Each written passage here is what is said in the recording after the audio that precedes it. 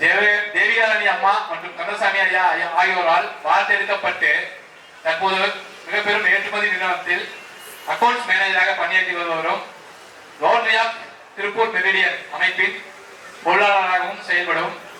அது மட்டுமல்ல, நமது இந்த நிகழ்ச்சியில் குழுவின் பொருளாளராக மிக சிறப்பாக பணியாற்றி கொண்டிருக்கும் நமது நண்பர் திரு சதீசீலன் அவர்களை உரை நிகழ்த்த அன்புடன் அழைக்கின்றேன்.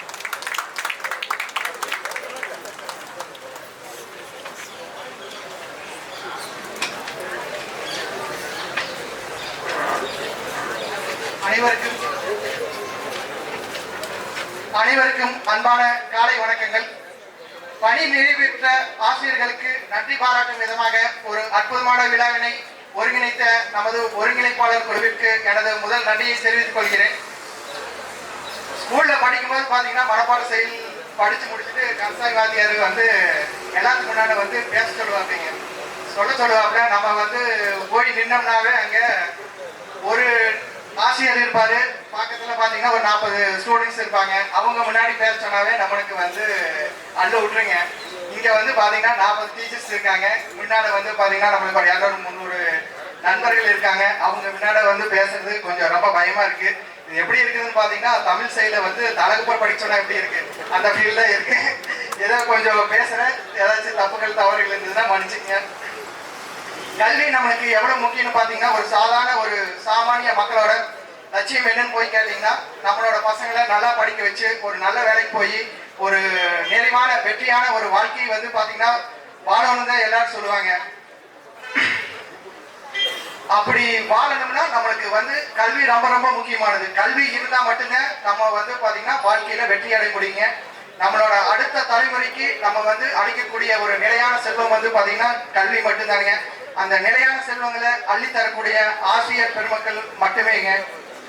நீங்க வாழ்க்கையில சில பேர்த்த பாத்தீங்கன்னா சந்திக்காமையே வாழ்ந்துட முடியுங்க. இப்ப உதாரணத்துக்கு சொல்றேன்னா ஒரு போலீஸ்காரர் பிரச்சனை இல்லைன்னா அவர்கள் மீட் பண்ணாமே போயிடலாங்க. ஒரு வக்கீல மீட் பண்ணாம போயிடலாங்க. அதுபோக பாத்தீங்கன்னா ஒரு டாக்டரையும் நீங்க மீட் பண்ணாமையும் கூட வாழ்ந்துட முடியுங்க. ஆனா வாழ்க்கையில வெற்றிகரமா வாழணும்னா ஒரு ஆசிரியர் சந்திக்காம எந்த ஒரு மாணவனால வெற்றி அடைய முடியாதுங்கிறத இந்த நேரத்துல சொல்லிக்க ஆசைப்படுறேங்க. கல்விக்கு முக்கியம் தரக்கூடிய நமது சமுதாயத்துல 1953 உருவாக்கப்பட்ட நமது பள்ளி பல தடவெளிகளை கடந்து சிறப்பாக செயல்பட்டுக் கொண்டிருக்கிறது.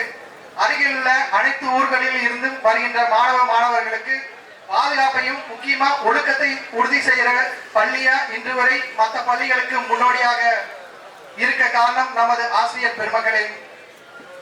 இங்க மேடையில் அமர்ந்திருக்க ஆசிரியர் பெருமக்கள் ஒரு சில எல்லாத்துக்கிட்டையும் பாத்தீங்கன்னா படிச்சிருக்கேன், அடியும் வாங்கியிருக்கேன். படிக்கலையும் அடி வாங்கினதுல மற்றதுக்காக பாத்தீங்கன்னா நிறைய டைம் அடி வாங்கியிருக்கேன்.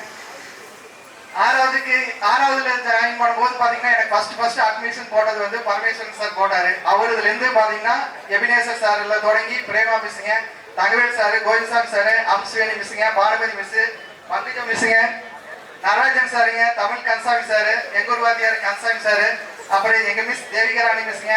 இவங்க எல்லாத்தையுமே பாத்தீங்கன்னா படிச்சிருக்கேன். அதுபோக பாத்தீங்கன்னா பழனிசாமி சாருங்க, உஷா மிஸ்ஸுங்க,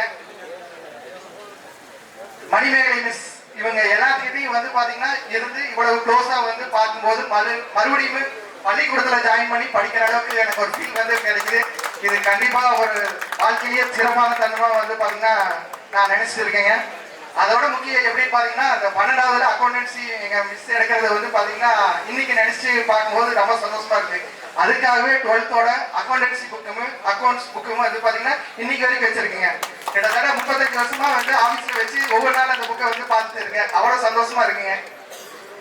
ஸ்கூல்ல முடிஞ்சதுக்கு அப்புறம் பாத்தீங்கன்னா சில பேரோட டீச்சர்ஸோட முழுமையான தொடர்பு ஏற்படுத்திக்க முடியலைங்க. ஆனா இன்னைக்கு வரைக்கும் ஸ்கூல்ல படிச்ச காலத்துல இருந்து பாத்தீங்கன்னா எங்க சித்தப்பா படிச்சாரு, நானும் படிச்சேன்.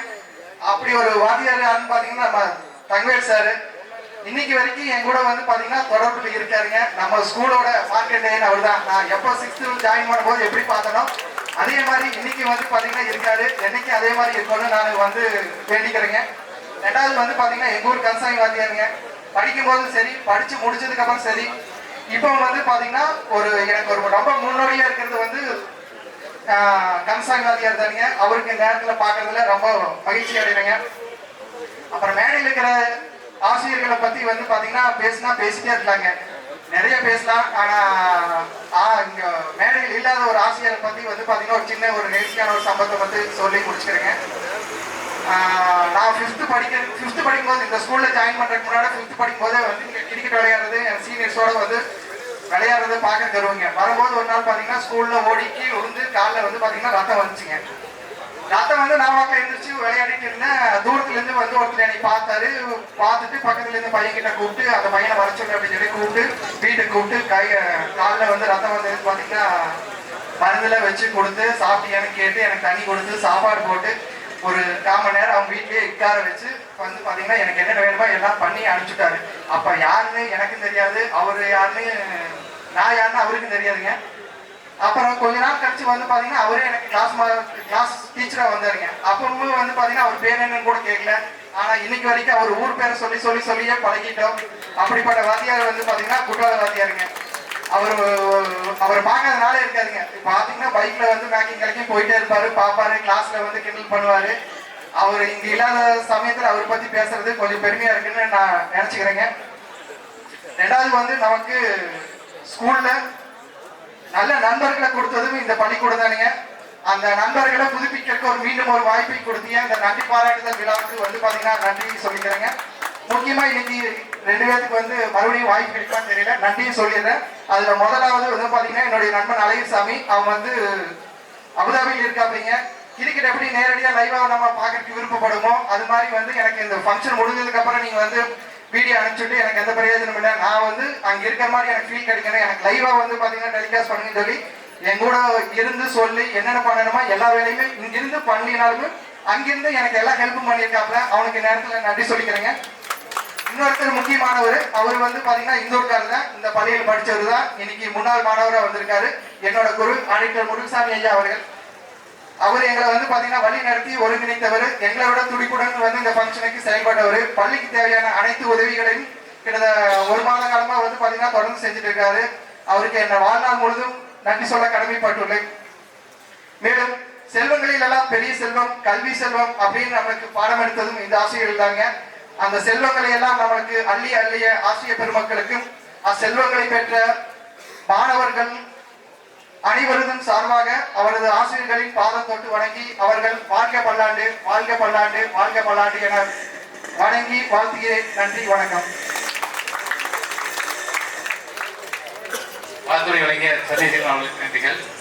சதீசன் அவர்கள் என்னிடம் வந்து இப்போ ஒரே நேரத்துக்கு கொஞ்ச நேரத்துக்கு முன்னாடி அமர்ந்து பண்ணி சொன்னாரு, என்னுடைய குருநாதர் குருசாமி ஐயா பேசுறதுக்கு அப்புறம் நான் பேசுகிறேன் அப்படின்னு சொல்லி சொன்னாரு. நான் முடியாதுப்பா இதெல்லாம் சொல்ல மாட்டேன், இதை பேசு அப்படின்னு சொன்னேன். குருசாமி அண்ணன் அவர்கள் வந்து சதீசன் வந்து மிகப்பெரிய அளவில் வளர்த்தெடுக்கப்பட்டு தற்போது அக்கௌண்ட்ஸ் மற்றும் நிதித்துறையில சிறந்து விளங்குகிறார். அடுத்ததாக வாழ்த்துறை வழங்க 2009ஆம் ஆண்டு 12ஆம் வகுப்பு சி பிரிவில் பயின்றவர். 2002ஆம் ஆண்டு 1996ஆம் ஆண்டு 12ஆம் வகுப்பு பி பிரிவில் பயின்றவர். தற்போது திருப்பூரில் ஈரா கார்மெண்ட்ஸ் என்ற ஆயுத ஆலை